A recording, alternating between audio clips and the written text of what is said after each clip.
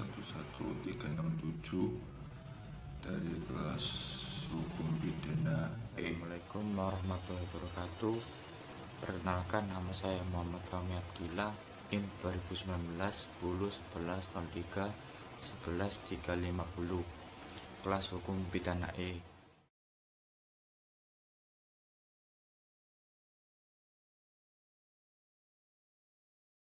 Di sini saya akan menjelaskan pembunuhan oleh ibu terhadap bayinya pada saat atau tidak lama setelah dilahirkan. Bentuk pembunuhan yang dilakukan oleh ibu terhadap bayinya pada saat dan tidak lama setelah dilahirkan, yang dalam praktek hukum sering disebut dengan pembunuhan bayi.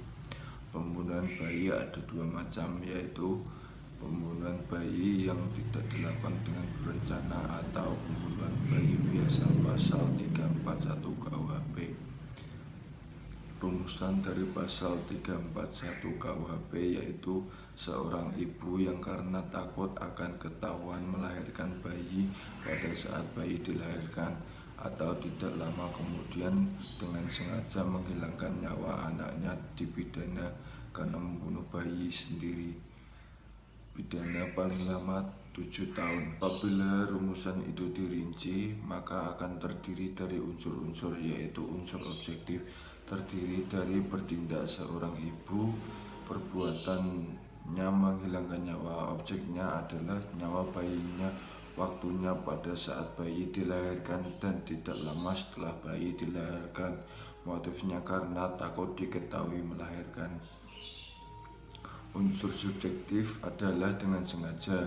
Unsur kesengajaan dalam pembunuhan bayi yang harus ditujukan kepada seluruh unsur yang ada di belakangnya, bahwa dengan demikian maka kehendak apa yang diketahui si ibu harus ditujukan, yakni untuk mewujudkan perbuatan menghilangkan nyawa, kedua nyawa bayinya sendiri, ketiga waktunya, yakni ketika bayi sedang dilahirkan dan tidak lama setelah bayi dilahirkan. Artinya kesengajaan yang demikian itu adalah bahwa si ibu menghendaki mewujudkan perbuatan menghilangkan nyawa dan mengetahui perbuatan itu dapat menimbulkan akibat kematian, yang diketahuinya bahwa perbuatan itu dilakukan terhadap bayinya sendiri, yang diketahuinya perbuatan mana dilakukan pada saat dilahirkan atau tidak lama setelah dilahirkan. Saat terbentuknya kehendak ibu untuk melakukan perbuatan menghilangkan nyawa ada dua, yaitu pada saat sedang melahirkan dan dalam tenggang waktu tidak lama setelah melahirkan bayi. Bila kehendak itu timbul sebelum waktu atau saat sedang melahirkan, yang akan terjadi adalah pembunuhan berencana pasal 340 KUHP. Sebaliknya, apabila kehendak itu timbul selang waktu atau tidak lama setelah melahirkan, maka yang terjadi adalah pembunuhan biasa pasal 338 KUHP. Pembunuhan bayi yang dilakukan dengan rencana lebih dahulu pasal 342 KUHP.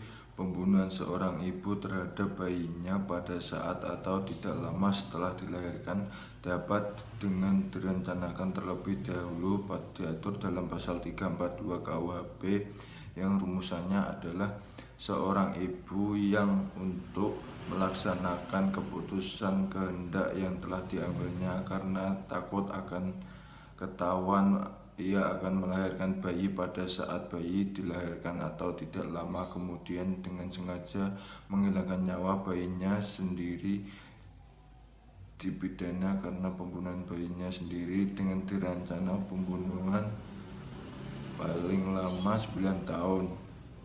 Pembunuhan bayi berencana mempunyai unsur, yaitu bertindak seorang ibu adanya putusan kehendak yang telah diambil sebelumnya, ketiga perbuatan menghilangkan nyawa, keempat objek nyawa bayinya sendiri, lima waktu pada saat bayi dilahirkan dan tidak lama setelah bayi dilahirkan. Selanjutnya saya akan menjelaskan pengguguran dan pembunuhan kandungan. Kejahatan pembunuhan dan pengguguran terhadap kandungan diatur dalam 4 pasal, yaitu pengguguran dan pembunuhan sendiri dicantumkan dalam pasal 346 KUHP. Seorang perempuan yang sengaja menggugurkan atau mematikan kandungannya atau untuk menyuruh orang lain untuk itu dipidana dengan pidana paling lama 4 tahun. Unsur-unsur dari rumusan yang saya jelaskan tadi adalah unsur objektif, yaitu bertindak seorang ibu, perbuatan menggugurkan, mematikan, menyuruh orang lain menggugurkan, dan menyuruh orang lain mematikan. Objeknya adalah kandungan sendiri. Unsur subjektif dengan sengaja. Pengguguran dan pembunuhan kandungan tanpa persetujuan perempuan yang mengandung dicantumkan dalam pasal 347 KUHP. Barang siapa dengan sengaja menggugurkan atau mematikan kandungan seorang perempuan tanpa persetujuannya dipidana dengan pidana paling lama 12 tahun. Unsur-unsurnya yaitu unsur objektif, perempuan menggugurkan dan mematikan. Objeknya kandungan seorang perempuan tanpa persetujuan perempuan itu. Unsur subjektif dengan sengaja. Kini diketahui dengan adanya persamaan dan perbedaan ketentuan dalam pasal 346 KUHP dengan ketentuan pasal 347 KUHP. Persamaannya ialah pada kedua perbuatan, yakni menggugurkan dan mematikan. Kedua objeknya yakni kandungan seseorang perempuan. Perbedaannya ialah dengan pasal 346 KUHP terdapat perbuatan menyuruh orang lain atau menggugurkan atau menyuruh orang lain mematikan yang tidak ada dalam pasal 347 KUHP. Pada pasal 347 KUHP ada unsur tanpa persetujuannya. Bertindak 346 adalah perempuan yang mengandung, sedangkan bertindak pasal 347 adalah orang lain. Pengguguran dan pembunuhan kandungan atas persetujuan perempuan yang mengandung pasal 348 KUHP. Barang siapa dengan sengaja menggugurkan atau mematikan kandungan seorang perempuan dengan persetujuannya dipidana dengan pidana selama-lamanya 5 tahun 6 bulan. Adapun unsur-unsurnya yaitu unsur objektif, perbuatan menggugurkan dan mematikan. Objeknya adalah kandungan seorang perempuan dengan persetujuannya. Unsur subjektif dengan sengaja. Perbedaan pokok kejahatan pasal 348 dan dengan pasal 347 adalah bahwa perbuatan menggugurkan atau mematikan kandungan dalam pasal 348 dilakukan dengan persetujuan perempuan yang mengandung. Pengguguran dan pembunuhan kandungan oleh dokter bidan atau juru obat. Dokter bidan atau juru obat adalah kualitas pribadi yang melekat pada subjek hukum atau bertindak dari kejahatan sebagaimana yang tercantum dalam pasal 349 KUHP yang rumusannya yaitu jika seorang dokter bidan atau juru obat membantu melakukan kejahatan berdasarkan pasal 346 atau melakukan atau membantu melakukan kejahatan yang diterangkan dalam pasal 347 dan 348, maka pidananya ditentukan dalam pasal itu dapat ditambah sepertiga dan dapat dicabut hak untuk menjalankan pencarian dalam mana kejahatan itu dilakukan. Perbuatan dokter bidan atau juru obat disebut dapat berupa melakukan dan membantu melakukan. Sekian dari saya, bila ada salah kata mohon maaf. Wassalamualaikum warahmatullahi wabarakatuh.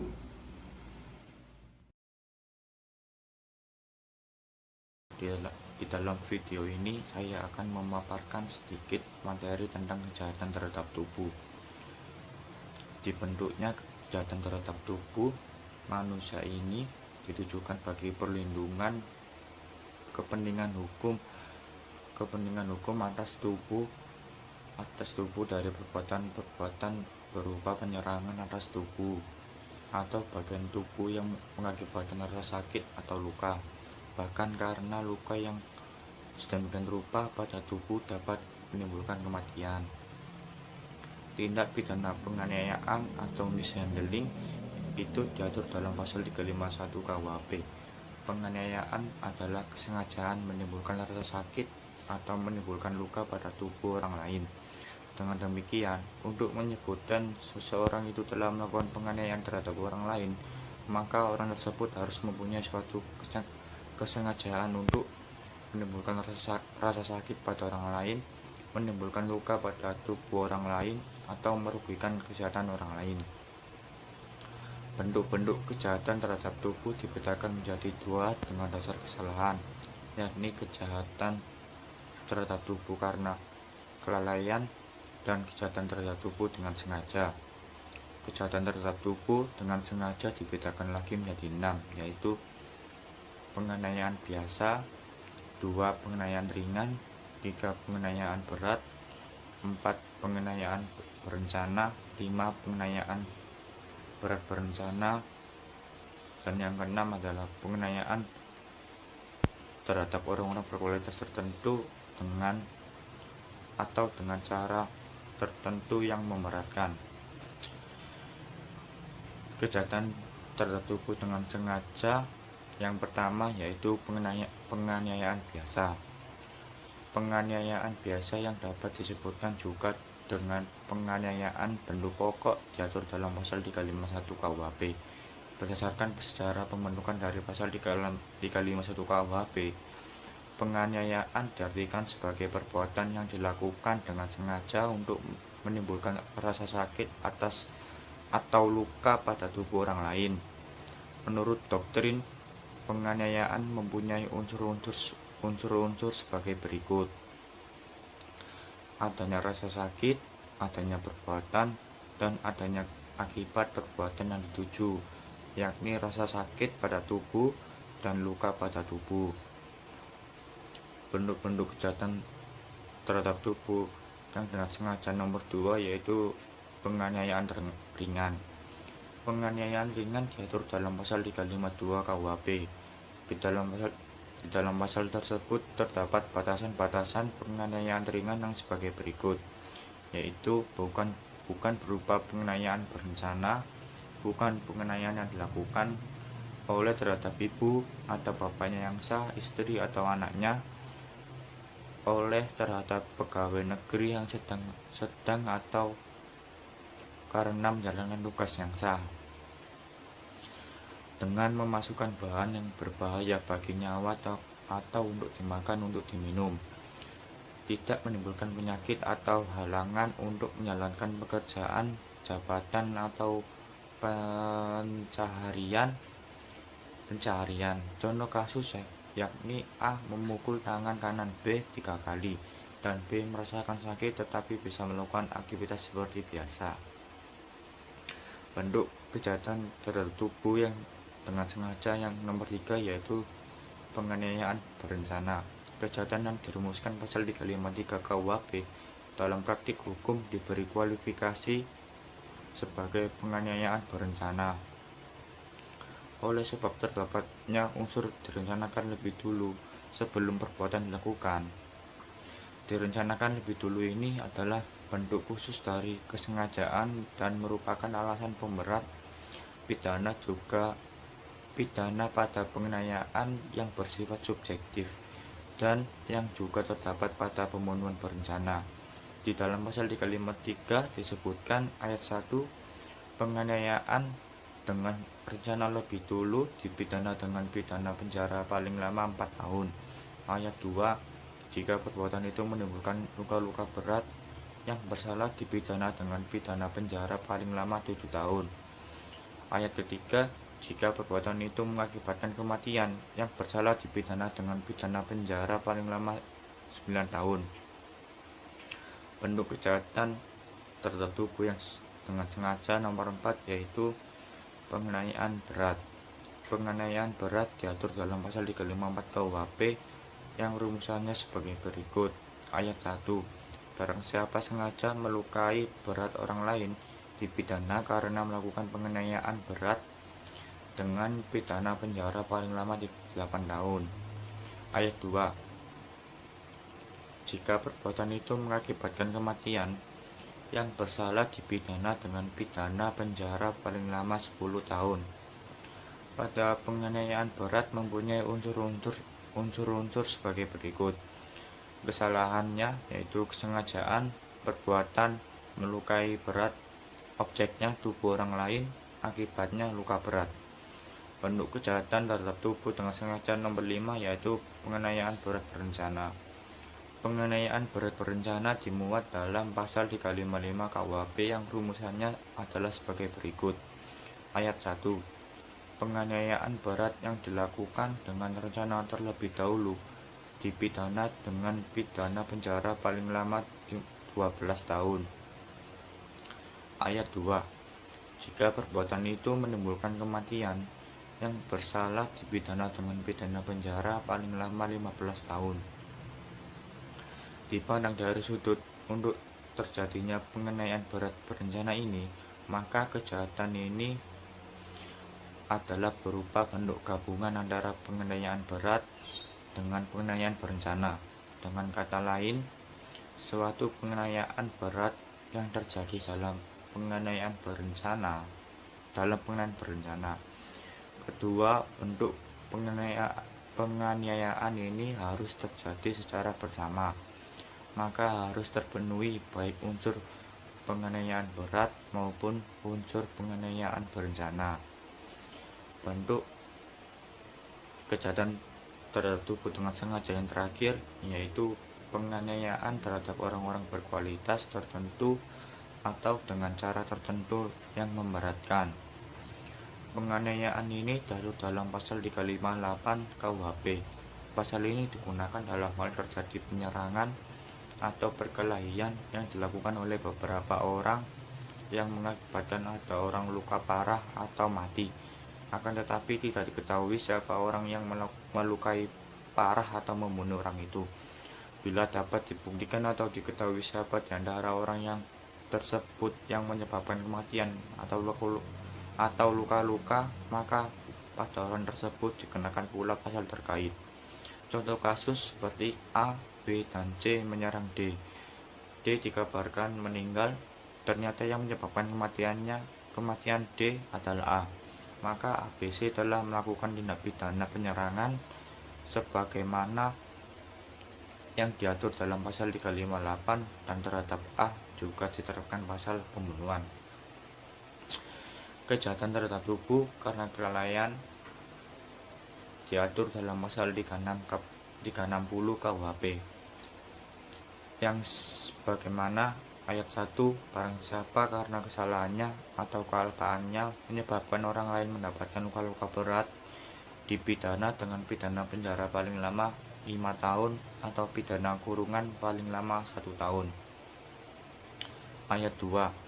Barang siapa karena kurang hati-hatinya atau kealpaannya menyebabkan orang lain luka-luka sedemikian rupa sehingga timbul penyakit atau halangan menjalankan pekerjaan jabatan atau pencaharian selama waktu tertentu, dipidana dengan pidana penjara paling lama 9 bulan atau pidana kurungan paling lama 6 bulan atau pidana denda paling tinggi 4.500. Dalam rumusan tersebut, ayat 1 terdapat unsur-unsur, yakni ada perbuatan karena kesalahannya atau kealpaan menimbulkan akibat luka-luka berat. Dalam ayat kedua terdapat unsur-unsur sebagai berikut. Ada perbuatan karena kesalahannya atau kealpaannya menimbulkan akibatnya itu berupa luka yang menimbulkan penyakit atau halangan menjalankan pekerjaan jabatan atau pencaharian selama waktu tertentu. Contoh dari penganiayaan karena kelalaian yaitu perbuatan mengemudi mobil kurang berhati-hati kemudian menabrak pejalan kaki. Demikian penjelasan saya, mohon maaf jika ada kesalahan. Wassalamualaikum warahmatullahi wabarakatuh.